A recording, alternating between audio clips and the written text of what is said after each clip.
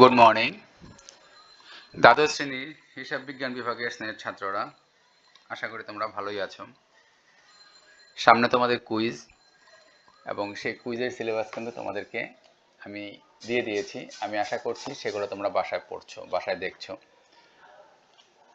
যে অঙ্কগুলো ছিল, চ্যাপ্টারগুলো ছিল, সেই চ্যাপ্টারগুলো আমি আবারও বলে দিই। অষ্টম অধ্যায়ে মজুদ পণ্যের হিসাব রক্ষণ পদ্ধতি, মানে লিফোফিপর অঙ্ক। নবম অধ্যায় ব্যয় ও ব্যয়ের শ্রেণী বিভাগ, সেটাও আমি দেখিয়ে দিয়েছিলাম। আর দশম অধ্যায় ব্যবস্থাপনা হিসাব বিজ্ঞান পরিচিতি।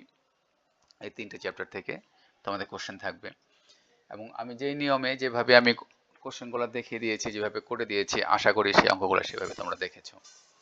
আর আজকেও যেটা আমি দেখাচ্ছি সেটা হচ্ছে ওই একই চ্যাপ্টার, দশম অধ্যায় থেকে ব্যবস্থাপনা হিসাব বিজ্ঞান পরিচিতি। কারণ এই চ্যাপ্টার থেকে যেহেতু পরীক্ষায় আছে, আর এই চ্যাপ্টারের অঙ্কগুলো খুব সহজ, শুধু সূত্র মনে রাখতে হয়। তোমরা এর আগে যে তোমাদের অঙ্কগুলো দেখিয়েছি সেখানে তোমরা দেখতে পেয়েছো। আচ্ছা, আজকে দেখি কি তথ্য দেওয়া আছে। কালাম লিমিটেডের নিম্নলিখিত তথ্যাবলী নিম্নরূপ। কালাম লিমিটেডের যে কিছু তথ্য দেওয়া আছে সেটা কি?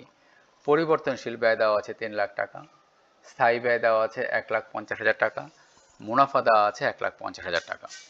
আচ্ছা, পরিবর্তনশীল ব্যয় 3 লাখ টাকা, স্থায়ী ব্যয় 1,50,000 টাকা, মুনাফা 1,50,000 টাকা। এখন এখান থেকে নির্ণয় করতে হবে বিক্রয়, অনুদান প্রান্ত অনুপাত, সমচ্ছেদ বিন্দু, নিরাপত্তা প্রান্ত।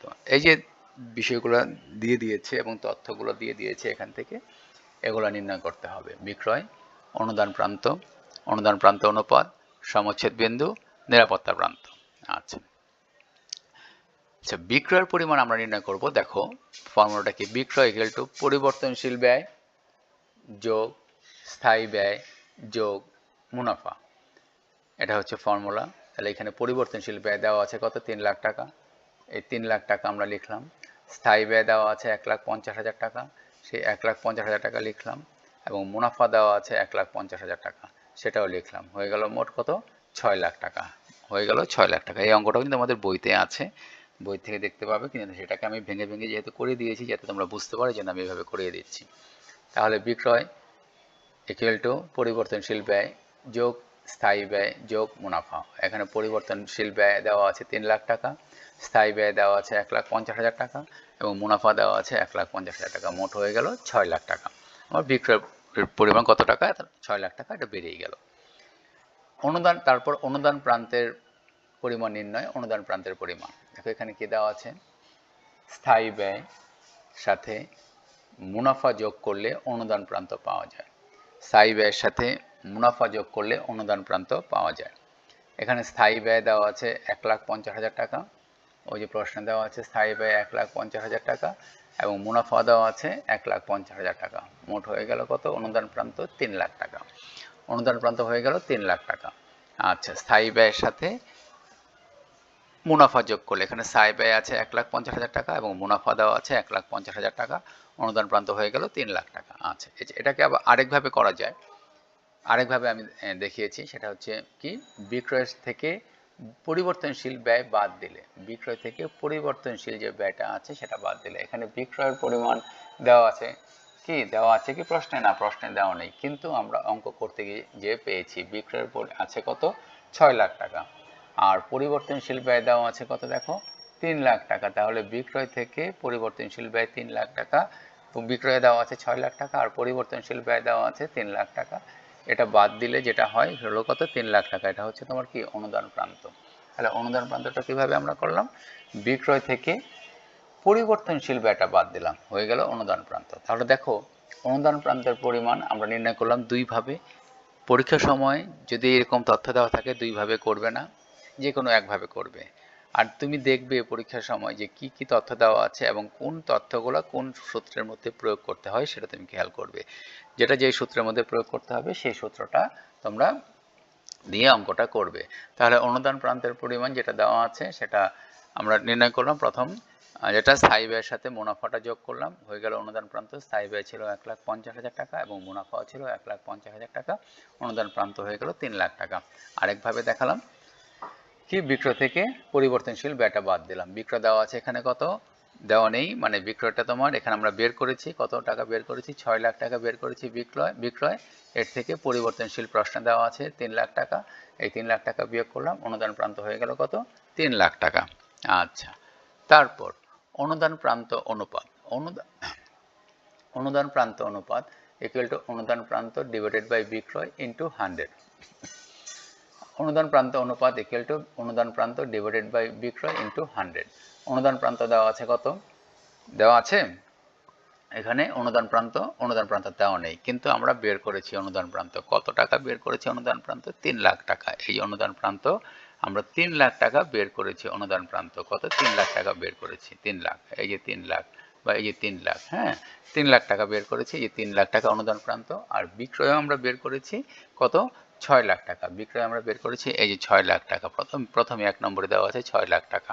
আচ্ছা, তাহলে অনুদান প্রান্ত 3 লাখ ডিভাইডেড বাই বিক্রয় 6 লাখ ইন্টু 100 ইকুয়াল টু কত, তোমরা ক্যালকুলেটারে করলে সেটা পেয়ে যাবে কত, 50%। তাহলে অনুদান প্রান্তকে বিক্রয় দিয়ে অনুদান প্রান্ত বের করেছি, বিক্রয় আমরা অঙ্কের মধ্যেই কোনো আগেই অঙ্কের মধ্যে বের করেছি, বের করার পর সেটাকে আমরা বসিয়েছি ফর্মুলায়, ইন্টু 100 দিয়ে গুণ করলে কত হলো, 50%। 50% হয়ে গেল অনুদান প্রান্ত অনুপাত, অনুদান প্রান্ত অনুপাত।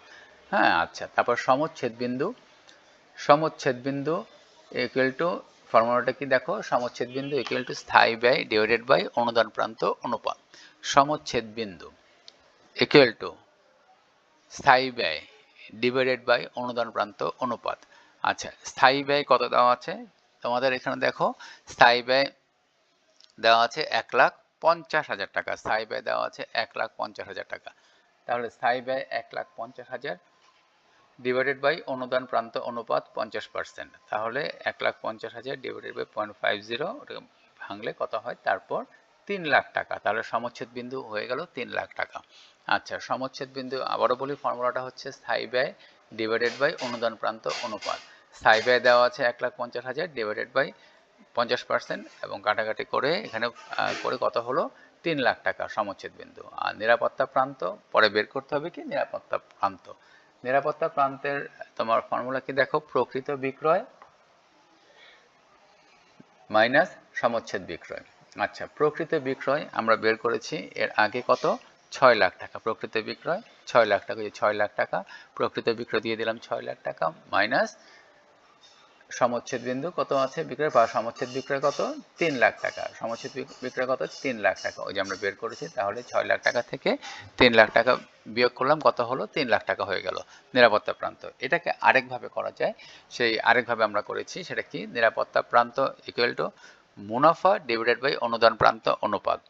আরেকভাবে করেছি, কিভাবে দেখো, মুনাফা, এখানে মুনাফা কত ছিল, মুনাফা ছিল দেওয়া প্রশ্নের মধ্যে 1,50,000, আমরা মুনাফা লিখলাম 1,50,000 ডিভাইডেড বাই 50%, ওই যে 50% ছিল কি অনুদান প্রান্ত অনুপাত। তাহলে এখানে কি মুনাফা ডিভাইডেড বাই অনুদান প্রান্ত অনুপাত, তাহলে অনুদান অনুপাত প্রান্ত অনুপাত কত বের হয়েছে, 50%, এই যে 50% আমরা এখানে দিয়েছি, এবং 1,50,000 ডিভাইডেড বাই 0.50, ওটা ভাঙলে কত হয়, 3 লাখ টাকা, 3 লাখ টাকা হয়ে গেল। আচ্ছা, তাহলে দেখো নিরাপত্তা প্রান্ত যেটা আছে সেটাকে আমরা দুইভাবে করলাম, আর দুইভাবে করা যায়, এবং অনুদান প্রান্ত পরিমাণ নির্ণয় সেটাকে আমরা দুইভাবে করলাম, কিন্তু পরীক্ষার খাতায় কিন্তু এখানে দুইভাবে করে দেখিয়েছি, কিন্তু পরীক্ষার খাতায় তোমরা দুইভাবে দেবে না।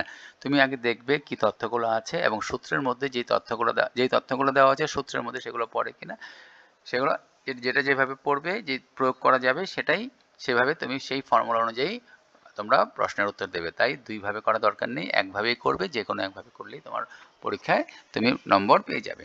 তাহলে এখানে দেখো, এই যে এখান থেকে আমরা বিক্রয়, অনুদান প্রান্ত অনুপাত, সমচ্ছেদ বিন্দু, নিরাপত্তা প্রান্ত, এগুলো আমরা বের করলাম, এবং যে তথ্যগুলো দেওয়া আছে, পরিবর্তনশীল ব্যয় 3 লাখ, স্থায়ী ব্যয় 1,50,000, মুনাফা 1,50,000, প্রত্যেকটা ক্ষেত্রেই কিন্তু দেখো সূত্রের মধ্যে ওগুলো লেগেছে, ওগুলো দিয়ে আমরা করেছি। হ্যাঁ, এবং কোনো কোনো ক্ষেত্রে দেখা যায় যে হয়তো তথ্য দেওয়া নেই, কিন্তু তথ্যগুলো আমাদের বের করেছি, সেই যে বের করেছি সেগুলো আবার পরবর্তীতে প্রয়োগ করা হয়েছে। যেমন বিক্রয় মানে প্রকৃত বিক্রয় যেটা, সেটা অনুদান প্রান্ত আমরা বের করেছি, সেটা আমরা পরবর্তীতে কাজে লেগেছে। অনুদান প্রান্ত অনুপাত যেটা বের করেছি সেটাও কিন্তু পরবর্তীতে কাজে লেগেছে। এবং সমচ্ছেদ বিক্রয় বা সমচ্ছেদ বিন্দু যেটা বের করেছি সেটাও পরবর্তীতে কাজে লেগেছে, পরবর্তী সূত্রের মধ্যে লেগেছে। হ্যাঁ, পরবর্তী সূত্রের মধ্যে লাগবে এরকম। হ্যাঁ, একটা না একটার সাথে তোমার লাগবেই, সব যে তথ্য দেওয়া থাকবে তা না, তোমাকে এখানে কিন্তু অনেক কিছু নিজেদের করে নিতে হবে, নিজেদের করে নিয়ে তারপর অঙ্কের সূত্রের মধ্যে তুমি সেটা প্রয়োগ করবে। তাহলে আমরা এখানে যেমন প্রথম সূত্রটা কি ছিল, বিক্রয় বিক্রয় বের করতে বলেছে। বিক্রয় সূত্রটা কি ছিল, পরিবর্তনশীল ব্যয় যোগ স্থায়ী ব্যয় যোগ মুনাফা, অনুদান প্রান্তের অনুপাত। হ্যাঁ, সূত্রটা কি, একটা সূত্র ছিল স্থায়ী ব্যয় যোগ মুনাফা, স্থায়ী ব্যয়ের সাথে মুনাফা যোগ করলে অনুদান প্রান্ত তুমি পেয়ে যাবে। অন্যভাবে আরেকভাবে বিক্রয়ের সাথে বিক্রয় থেকে পরিবর্তনশীল ব্যয় বাদ দিলে অনুদান প্রান্ত পেয়ে যাবে। তারপর অনুদান প্রান্ত অনুপাত, অনুদান প্রান্ত ডিভাইডেড বাই বিক্রয় ইন্টু 100। হ্যাঁ, আর সমচ্ছেদ বিন্দু স্থায়ী ব্যয় ডিভাইডেড বাই অনুদান প্রান্ত অনুপাত। আর নিরাপত্তার প্রান্ত ইকুয়াল টু প্রকৃত বিক্রয় মানে সমচ্ছেদ বিন্দু। আরেকভাবে করা যায়, মুনাফা নিরাপত্তা প্রান্ত ইকুয়াল টু মুনাফা ডিভাইডেড বাই অনুদান প্রান্ত অনুপাত। দেখো এই যে আমি অঙ্কগুলো করে দিলাম, এর আগেও কিন্তু আমি অঙ্ক করে এরকম এই ধরনের অঙ্ক আমি করে দিয়েছি। এই অঙ্কগুলো কিন্তু খুব সহজ, খুব সহজ। শুধুমাত্র তোমাদের মনে রাখতে হবে সূত্র। তুমি যদি সূত্রগুলা পড়ে থাকো, এর আগে যেভাবে দিয়েছি সেই সূত্রগুলো পড়ে থাকো, বা এখনো যদি তুমি সূত্রগুলো ভালো মতো পড়ে নাও, তাহলে পরীক্ষার সময় তোমাদের কোনো সমস্যা হবে না। এই যে সামনে কুইজ আছে, দেখবে যে এখান থেকেই কোশ্চেন আসছে। আমি যেগুলো পড়িয়ে দিচ্ছি বা আমি যেগুলো করে দিচ্ছি, যে প্যাটার্নে যেভাবে করে দিচ্ছি, আমি যে সমস্ত অঙ্কগুলো করে দিচ্ছি, পরীক্ষার সময় দেখবে সেখান থেকে তোমাদের কোশ্চেন চলে আসছে। তাই ঘাবড়ানোর কিছু নেই, ভয় পাওয়ার কিছু নেই। ঘাবড়াবে না, ভয় পাবে না, তবে পড়তে হবে এবং যে সূত্রগুলো আমি দিয়ে দেখিয়েছি সূত্রগুলো জানতে হবে। সূত্রগুলো জানলেই তুমি অঙ্কগুলো পারবে। তাই এখানে ভয় পাওয়ার কিছু নেই। তোমরা এই অঙ্কগুলা দেখতে থাকো, বাসায় করতে থাকো, আর দেখবে অঙ্কগুলোর মধ্যে সূত্রে যে তুমি পড়বে কোন সূত্রের সাথে কোনটার প্রয়োগ হয়, কোন সূত্রের সাথে কোনটা তোমার এখানে খাপ খায়, সেটা তুমি দেখতে হবে। অনেকগুলো সূত্র হয়, কোনটা টাকায়, কোনটা এককে, বিভিন্নভাবে নির্ণয় করতে হয়, সেটা তোমাকে দেখতে হবে সূত্রগুলো। সেই সূত্রগুলো দেখলে তুমি পারবে। যাই হোক, এখানে যে অঙ্কগুলো আমি তোমাদের দেখালাম, এই অঙ্কগুলো তুমি বাসায় দেখো। আমি পরবর্তীতে আরও একটা অঙ্ক আমি করে দেব সৃজনশীল প্রশ্ন অনুযায়ী, সেই অঙ্কটা আমি করে দেব। যাই হোক, আজ এখানে রাখছি। তোমরা ভালো থাকো, সুস্থ থাকো। ধন্যবাদ সবাইকে।